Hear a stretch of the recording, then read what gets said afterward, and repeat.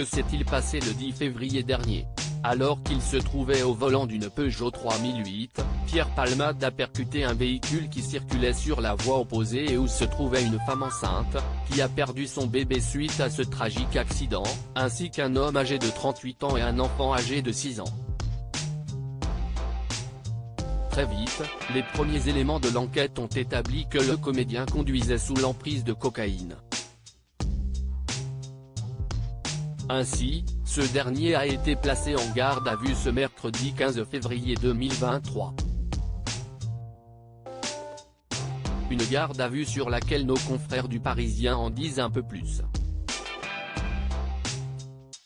Pierre Palmade transporté vers un autre hôpital. Transporté à l'hôpital du Kremlin-Bicêtre au moment du drame, Pierre Palmade a été déplacé, ce mercredi 15 février 2023, à l'hôpital de Melun.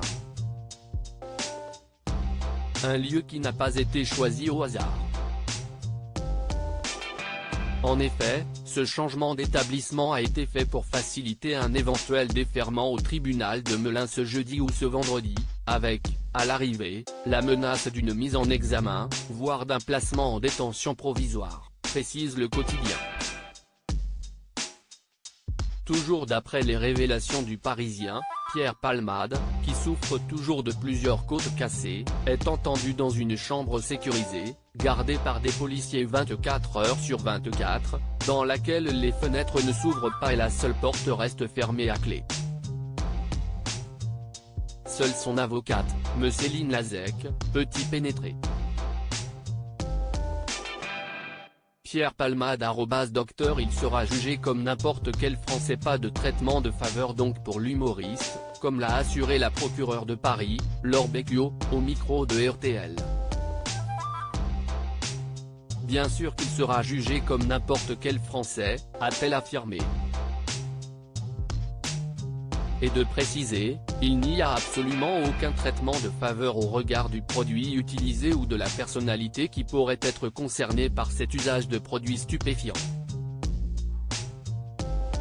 Alors que l'enquête est toujours en cours, le conducteur du véhicule percuté par Pierre Palmade et son fils âgé de 6 ans sont toujours en réanimation. Ce mercredi 15 février, l'avocat de la famille indiquait à nos confrères de BFM TV que le petit garçon était défiguré. Et de préciser, d'après la mère, que j'ai eu aujourd'hui au téléphone, il aurait la mâchoire fracturée et serait défiguré.